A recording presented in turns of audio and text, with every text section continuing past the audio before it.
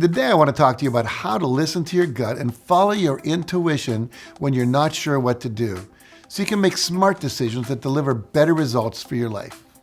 Every day you have to make countless decisions. Now, a lot of these decisions are simple and don't require much thought, but every once in a while a decision comes along that's so big and so important that the choice you make is going to have a significant impact on your life.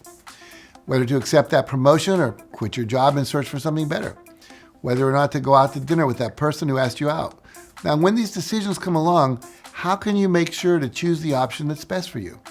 The answer is to inquire within and listen to your intuition. Because no matter what choice you have to make, the right answer is always inside you. But listening to your intuition is usually easier said than done.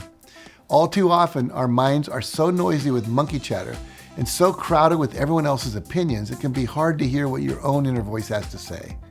So here are 5 tips on how you can make that voice louder so you can more easily understand what it's telling you and make the choices that have the greatest positive impact on your life. Now, the first thing I encourage you to do is to implement a daily meditation practice. Now, you don't have to meditate for long. Even 10 minutes a day can yield huge results. But by becoming more aware of your thoughts and learning how to find the quiet spaces between them, you will find it so much easier to hear what your intuition has to say to you. Now, my second recommendation is to be honest with yourself. What makes you happy? What makes you unhappy? I encourage you to dig down into these questions and explore them deeply. Only you know the answer. And the best way to find that answer is to be brutally honest with yourself and fully own whatever answer comes to you. When you take time to go inward and be totally honest with yourself, the answers will come bubbling to the surface. Now, my third recommendation is to visualize the outcome of the choices that are available to you. For example, if you're trying to decide whether you should go on vacation or buy a new car or save your money, visualize how each option will impact your life now and in the future. If you go on vacation, what will that look like? How much money will it cost? What kind of experience will you have? How will it impact your future? Consider both the positive and the negative possible impacts. If, on the other hand, you decide to buy a new car, what will that look like? How much money will it cost? And how will it impact your future for better and for worse? Now, when you visualize the short-term and the long-term consequences of each decision, the one that's right for you will make itself known. Now, my fourth recommendation is to use joy as your guidance system. When you experience joy, that is the universe's way of saying, this is what you are meant to be doing. You are on course.